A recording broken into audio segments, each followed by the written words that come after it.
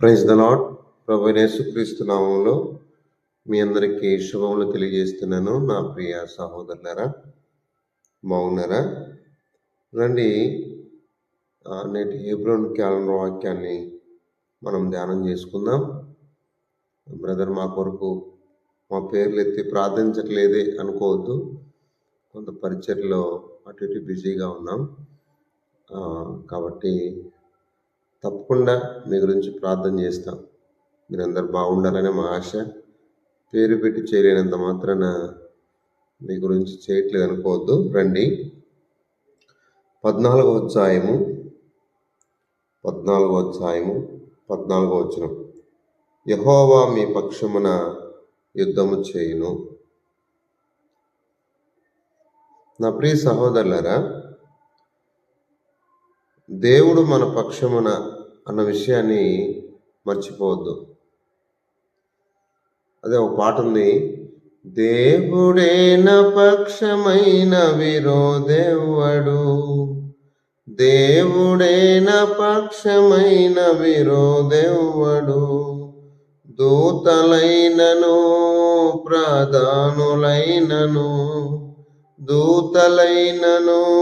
ప్రాధానులైనను క్రీస్తు ప్రేమ నుండి నన్ను వేరు చేయునా, ప్రభు ప్రేమ నుండి నన్ను వేరు చేయునా. రక్షకుడా యేసు ప్రభు స్తోత్రము దేవా, స్వచ్ఛమైన నిత్య ప్రేమ చూపిన దేవా, స్వచ్ఛమైన నిత్య ప్రేమ చూపిన దేవా, రక్షకుడా. గమనించండి, దేవుడే మన పక్షమైనప్పుడు మనకు విరోధెవడు? కాబట్టి దేవుడు మన పక్షమున యుద్ధం చేస్తాడు. ఊరకనే నిలుచోడమే.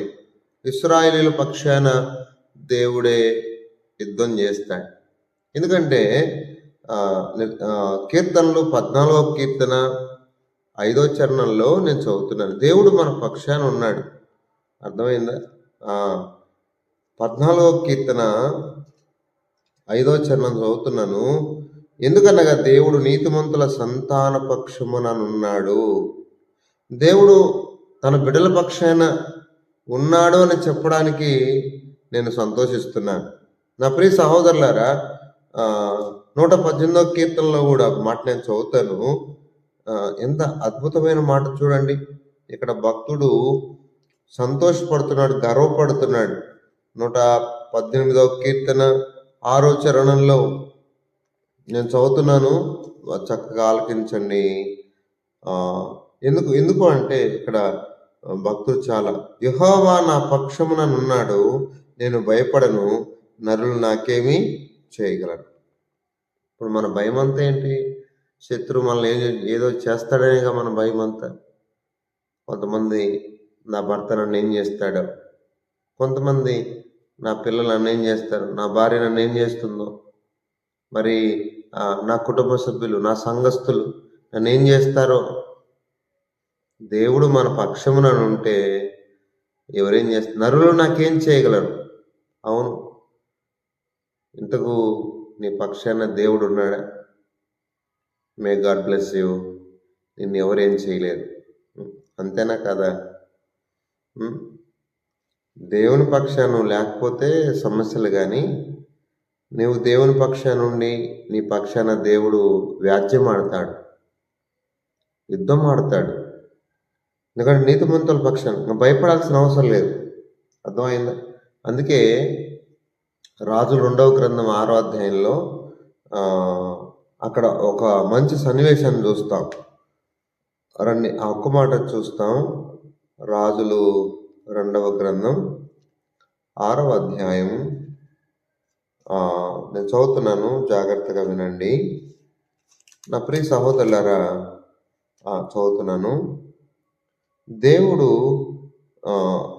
ఎంత గొప్పవాడు. 16వ వచనం, అతడు భయపడవద్దు, మన పక్షముననున్నవారు వారికంటే అధికులై ఉన్నారని చెప్పి.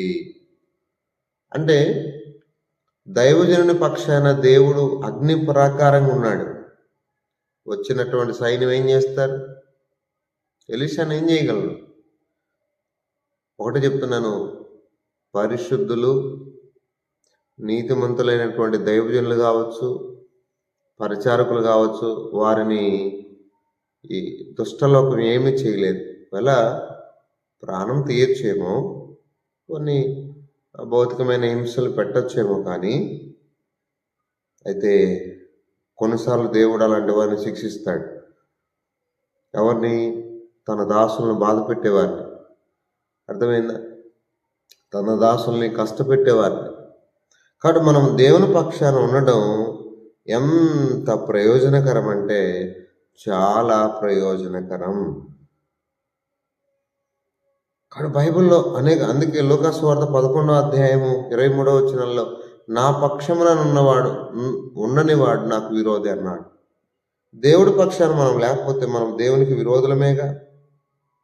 అర్థమవుతుందా? అయితే ఒక అద్భుతమైన మాట ఏంటంటే, అపోస్తలుడైన పౌలు తిమోతికి రాసిన రెండో పత్రిక 4వ అధ్యాయము 17వ వచనం నేను చదువుతున్నాను, మీరు జాగ్రత్తగా గమనించండి. 4వ అధ్యాయము, నా ప్రియ సహోదరులారా, 4వ అధ్యాయము 17వ వచనాన్ని చదువుతున్నాను, గమనించండి. అయితే నా ద్వారా సువార్త పూర్ణముగా ప్రకటింపబడే నిమిత్తమును అన్యజనులందరూ దాని విను నిమిత్తమును ప్రభువు నా పక్షమున నిలిచి, నా ప్రక్కన నిలిచి అంటే నా పక్షమున ఉండి అని అర్థం.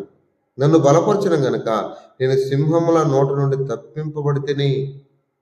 నువ్వు పరిచర్య చేయాలన్నా మరి ప్రభు నీ పక్షాన ఉంటేనే, సువార్త చేయాలన్నా ప్రభు నీ పక్షాన ఉంటేనే. అనేకులు దేవుని సువార్త వినడానికి పౌలు గారిని దేవుడు వాడుకున్నాడు. ప్రభు నా పక్షమున, నా ప్రక్కన నిలిచి నన్ను బలపరిచాడు. సింహాలు నన్ను ఏం చేయలేకపోయాయి, చీల్చివేయాలనుకున్నాయి, ఏం చేయలేకపోయాయి. కాబట్టి ప్రియ సహోదరులారా, ఉన్నాడా ప్రభు మన పక్షాన? ఉన్నాడా? చాలా సంతోషం. కాబట్టి ఎందుకంటే భూమి మీద ఆయన మన పక్షాన ఉంటే శత్రువుతో యుద్ధం చేస్తాడు. కాబట్టి నిర్గమకాండం 14:14లో మనం చేయాల్సింది ఒకటే, ప్రభు పక్షాన ఉండడం నేర్చుకోవాలి. ప్రభు మన పక్షాన ఉంటే అద్భుతాలు జరుగుతాయి, ఆశ్చర్యకార్యములు జరుగుతాయి. కాబట్టి ప్రభు మన పక్షాన యుద్ధం చేయుటకు, ప్రభు పక్షాన మనమునుటకు. అందుకే సంఖ్యాకాండం 16వ అధ్యాయంలో, అంత మాత్రమే కదా, నిర్గమకాండం 32లో కూడా మీరు దేవుని పక్షాన ఎవరు వస్తారు రండి అన్నాడు. కొంతమంది లేవీలు వచ్చారు, మిగతా వాళ్ళు. కాబట్టి దేవునితో మనం ఉంటే దేవుడు మనల్ని ఎంతో దీవిస్తాడు. రండి ప్రార్థన చేసుకుందాం. పరిశుద్ధుడైన తండ్రి, కృపగలిగిన దేవ స్తోత్రాలు. మా పక్షమును యుద్ధం చేసి దేవుడు, ఈరోజు ఎవరు ఏ పరిస్థితిలో ఉన్నాడు నాయన, నువ్వైతే మంచి నాయకుడు నాయన, మా పక్షాన యుద్ధం చేయగల దేవుడు నాయన, మా రాజు ఆయన, కనుకరించండి. ఎవరు ఏ సమస్యతో ఉన్నారో వారి పక్షమును మీరు యుద్ధం చేయండి. నీతిమంతుల పిల్లల విషయంలో, నీ బిడ్డల విషయంలో నరులు ఏం చేయగలరు తండ్రి, మీరే కనుకరించి సహాయం చేయమని, మీరే ఆదరించి కృప చూపమని.